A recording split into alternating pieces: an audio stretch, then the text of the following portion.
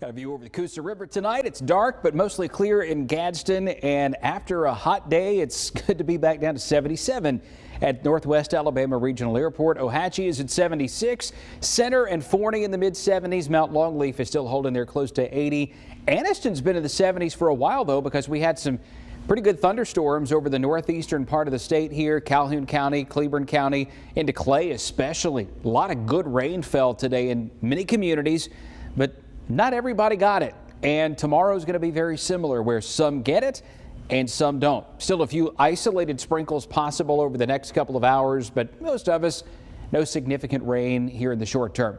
Warm and humid early in the morning and hot and steamy tomorrow afternoon. Temperatures are going to make it up into the mid and upper 90s unless you are the recipient of one of these isolated downpours that gets going as early as 1 to 2 o'clock in the afternoon.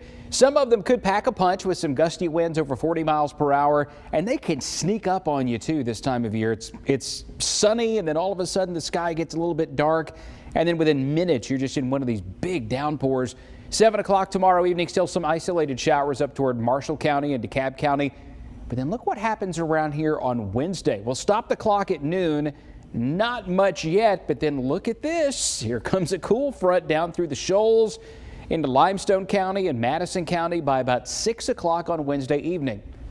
That's not the big front, though. The big one is going to come in toward the weekend. This one stalls out. It's going to help to break the heat just a little bit because it will bring down temperatures by nature of adding more rain to the forecast. Tomorrow, an isolated thunderstorm possible. Still going to be a really hot day.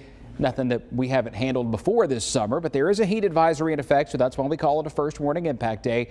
High in the mid-90s in Birmingham and Tuscaloosa. Jasper about 97 with it feels like at 103 by the middle of the afternoon. Coleman feels like 100. Sylacauga 95 with a feels like of 99. So hotter to the west, not quite as hot to the east. A few scattered thunderstorms will start developing around here on Wednesday, and then Thursday, Friday, Saturday, the rain chance up at about 60%. It starts to crash down to near nothing by about a week from today because there is some drier air that will start to move south after this rain begins to taper down, and that's because we're going to get another cool front that really makes a pretty good difference as we round out the month of August. Normal high temps by the end of August would be right around 89. Normal lows would be in the upper 60s.